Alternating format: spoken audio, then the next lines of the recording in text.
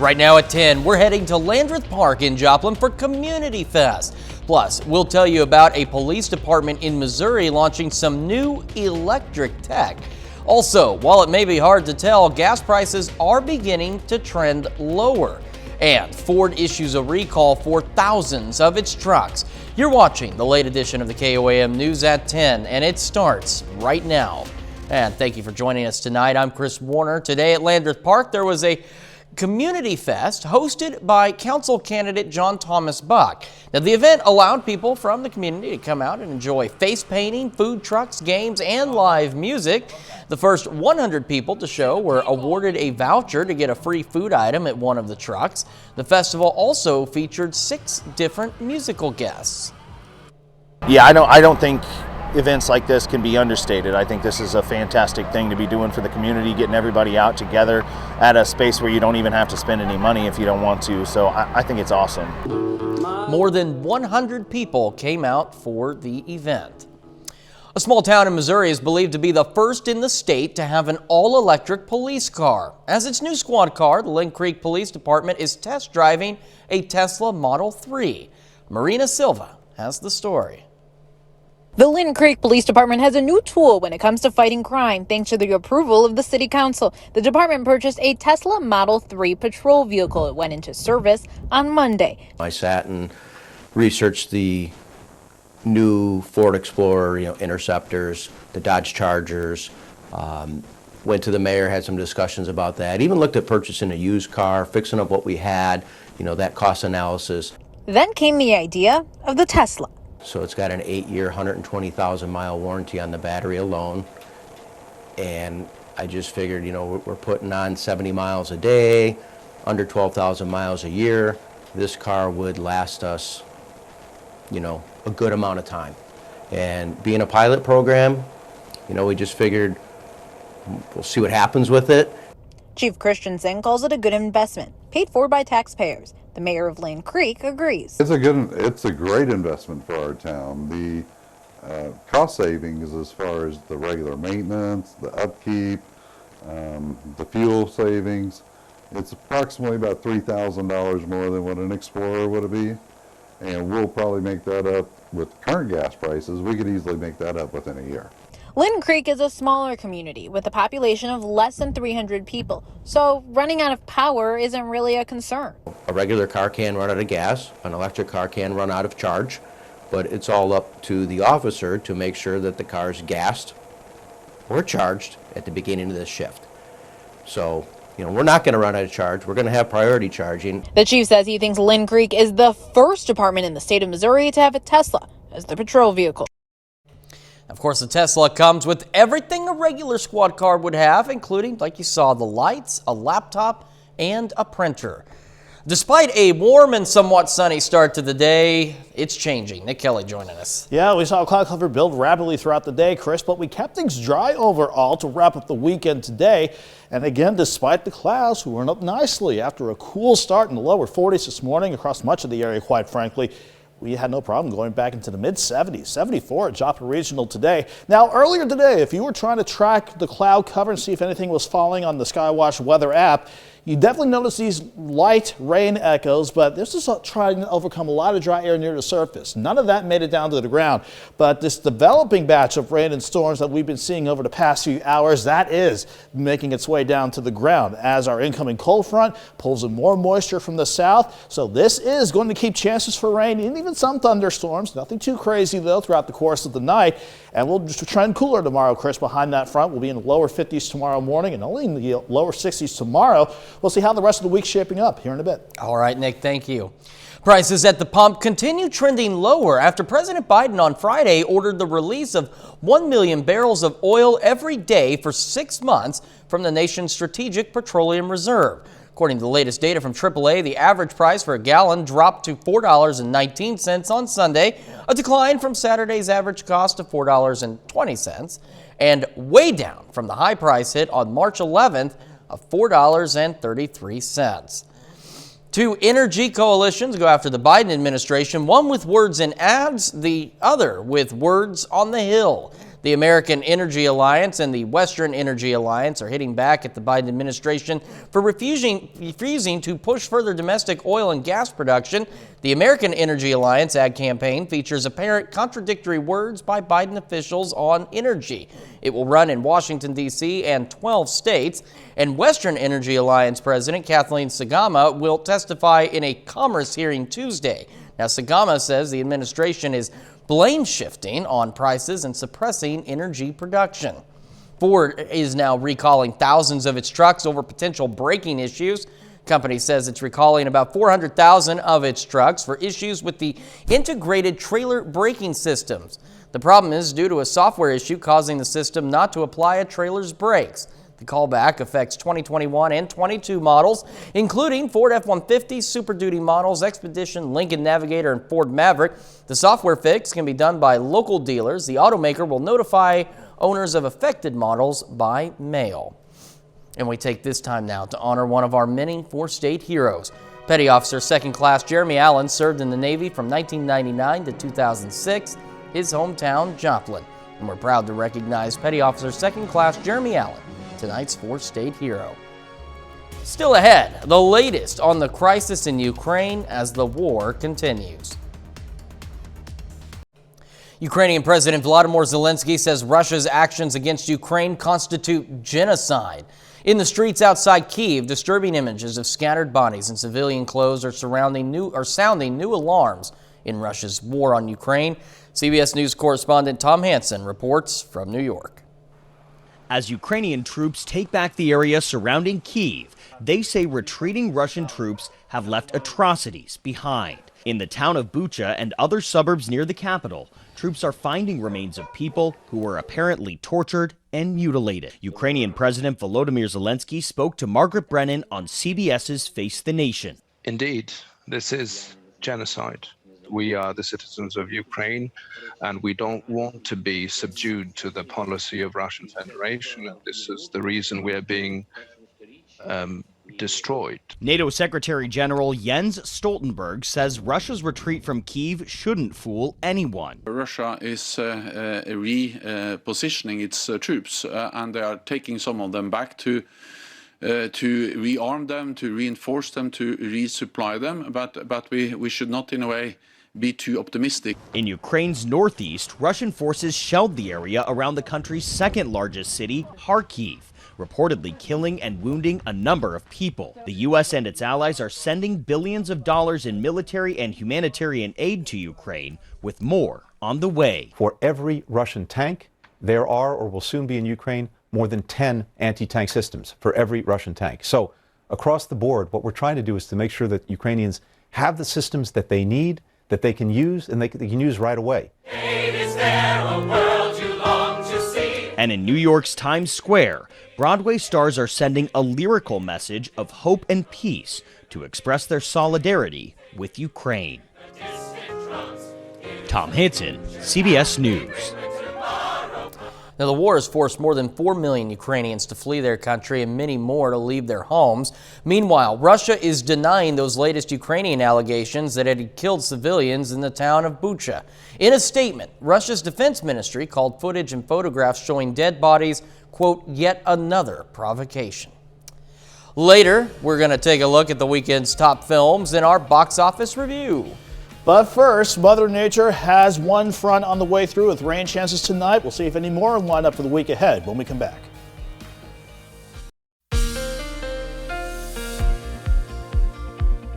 Even though the cloud cover certainly built up throughout the course of the day, we ended the weekend on a mild note with highs back in the lower 70s, lower in the middle 70s, in fact. We'll break down those numbers in just a second.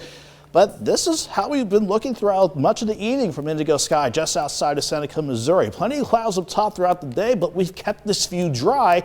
That's going to try and change as rain chances start to pick up overnight.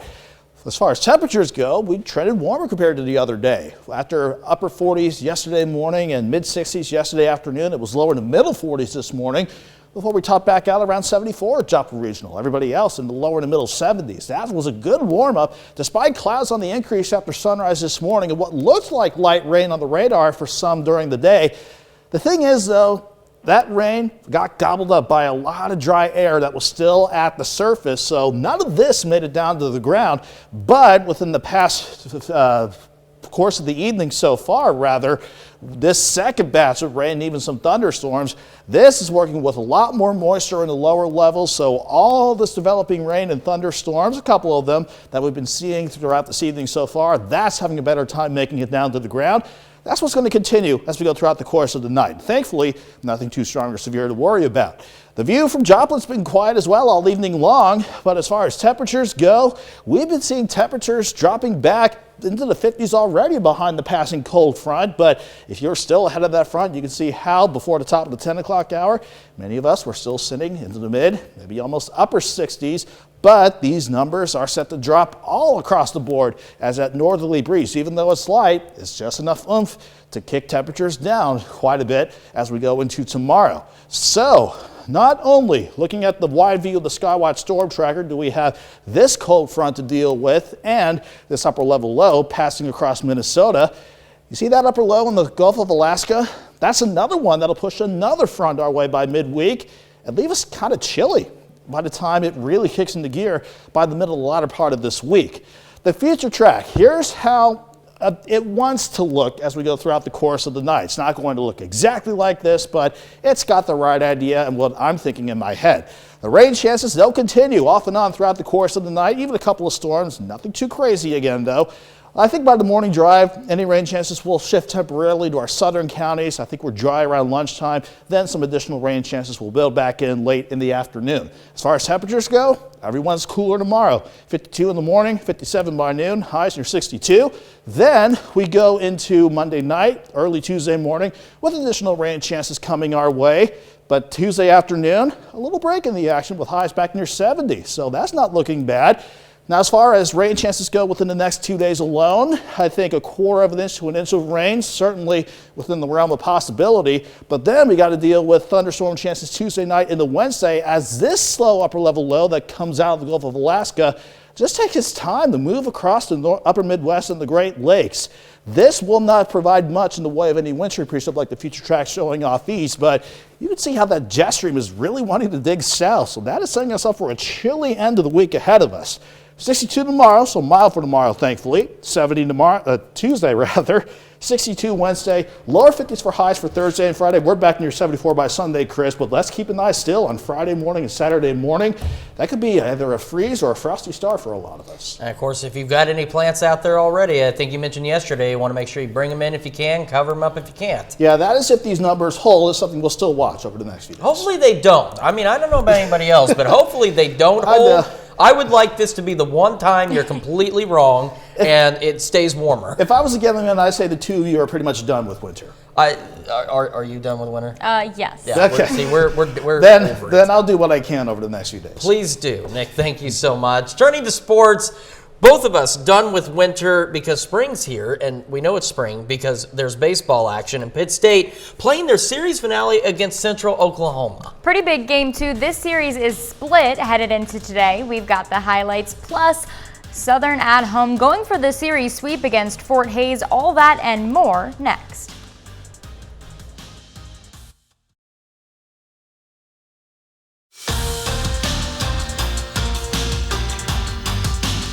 This is the Toyota Sunday Night Sports Feed.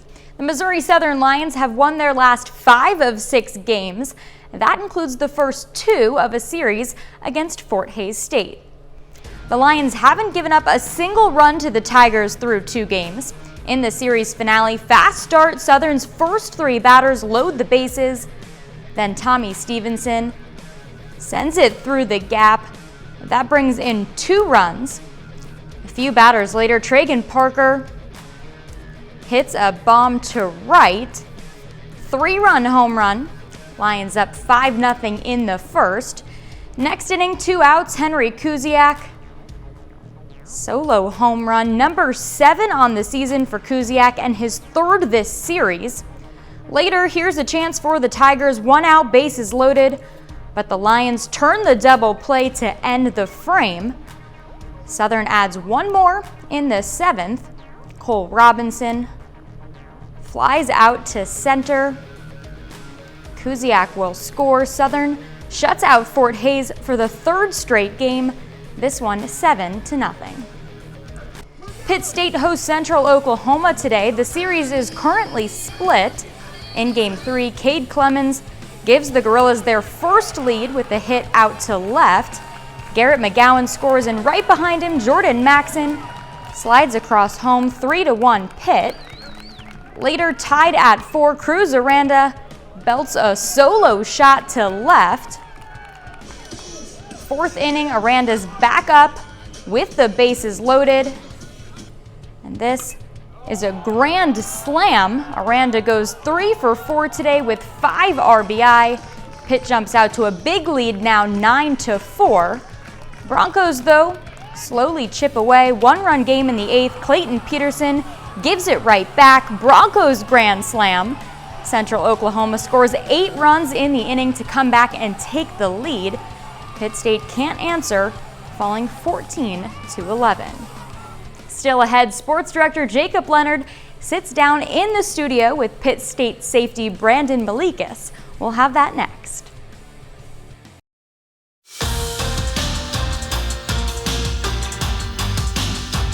All right, welcome back to the Toyota Sunday Night Sports Feed. We're sitting down now with one of my favorite guys ever that we've covered, Brandon Malikis, former Frontenac Raider, current Pittsburgh State safety. They're in the middle of spring ball now. Thanks for being here, man. First off, you guys are in the middle of spring. Just give us an update. How's it going right now? What stood out to you, and how good does it feel to be back out there?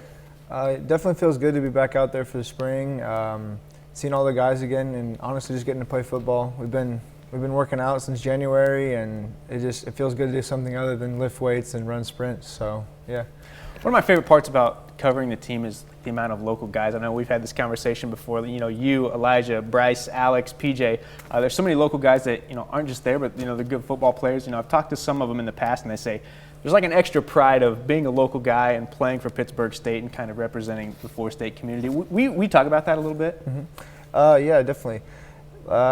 It does mean a little bit more when you have people that know you and that have supported you through not only your college days, but like your high school and even before that family, friends or whatever that love the Gorillas. They've always loved the Gorillas, and now it even means more for them having someone that they know and that they care about watching on the field. So. The reason I want to have you out here, I just think about your football journey, and when I started this job was when you were in high school, and so I've got to see you play in high school, and I've got to see you play in college, and your football journey is really unique. You're recruited to play on defense. You played defense. You played special teams early on, and then you played quarterback for a year, and now you're back on the defensive side. Will you kind of talk about what the journey's been like for you to kind of see both sides of the game in college? Yeah, I definitely could have never expected it or planned for it to happen, but I'm grateful that it did. It opened up a lot of new experiences for me. It allowed me to meet, you're close as a team, but you get that other side of the whole thing. You get to meet another 50 guys on offense that you don't necessarily spend every day at practice with, and that was a crucial thing, and I feel like I'm a lot closer with those guys too now. And just from a mental aspect of the game, you kind of have a better understanding of what the offense is going to do on a specific third down or what they're trying to accomplish throughout a game, just because you have that mentality a little bit in the back of your head.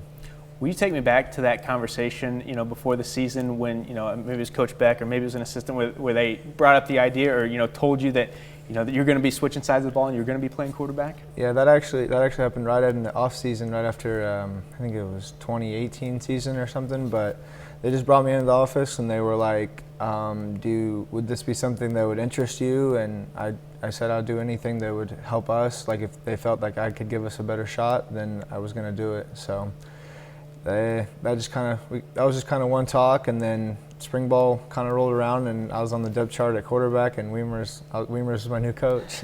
What was it like to, how long did it take you, or did it take you any time at all to kind of get back into that quarterback mindset? Definitely. It definitely did. Plus, with being in college, it was just a whole new game, and the veer and never having ran an offense like that, it was definitely a struggle for a good while. Do you have a favorite? Is defense what you feel more comfortable playing? Do you like that better? Definitely now, yeah. Now that I've actually gotten to get in a good rhythm on defense, I feel like I like that a lot more. So you're back on defense now, but I actually got to see you slinging around the other day because Pitt State had their pro day, and I guess the scouts showed up and said, "Who's throwing to our wideouts and our defensive backs?" And you stepped in and threw. What was that like to kind of show up to support you guys, but end up throwing and working? That was kind of an odd one. It was pretty funny. I walked in and our corners coach came up to me, and the first thing he said was like, "You good to throw today?" And I was like, "I'm not sure. Like, are you sure? Like, you want me?" And then I like kind of thought they were joking. And next person came up and asked me, and they're like, "Do you want to throw?" And I was like, "Are you guys being serious? Like, I will do it." Like, and then finally, like another 20 minutes later, someone came up to me like, "You better start getting warmed up. We're gonna throw to these guys." And I was like, "Guys, you really sure? Like, last time I'm asking." But no, it was good. I'm happy to do it, just to help those guys out, just let them show off their talents. All right, man, that is Brandon Malikis, Pittsburgh State safety. You can check him. You can check the Gorillas out, their annual spring game. It's on a Friday this year, April 19th. Yeah. I love that because I can actually be there. Brandon, I appreciate you coming out here. Sir. Thanks for being here. Thank you. We'll be right back. The weekend's big new movie didn't get the best reviews, but it still had plenty of box office bite. David Daniel has early estimates for the top 5 films in theaters this weekend. Jujutsu Kaisen 0 made the top 5 for a third straight weekend, taking in $2 million. Uncharted stayed at number 4, grossing $3.6 million for a domestic total of $139 million. The Batman is up to $349 million domestic after a third-place weekend worth $10.8 million. Loretta Sage is missing. I'm gonna rescue her. After one weekend on top, The Lost City fell to second, earning $14.8 million for a 10-day domestic total of $55 million. Morbius easily topped the chart in its debut weekend. The comic book flick about the living vampire opened with $39.1 million. In Hollywood, I'm David Daniel. Well, I actually just rewatched Batman Begins and The Dark Knight because I kind of want to get myself into possibly seeing The Batman. I was like, I don't know, it's hard to top Dark Knight. I thought that was really good. Oh my gosh, it was a phenomenal movie. Did you ever see either of those? Yes, I Okay. haven't seen the newest one yet. It's still on my list. I'm still interested. I think we talked about this before. Dark Knight Rises was all right, but not the world's greatest. Something that's also not the world's greatest the rest of this evening and some of this week. Yeah, for those that need the rain, though, you're probably going to love the forecast. Rain chances off and on all the way through Thursday. 62 tomorrow, 70 on Tuesday, but turning chilly by the end of the week. All right, thank you so much. It's our time for now, and thanks for making us part of your night.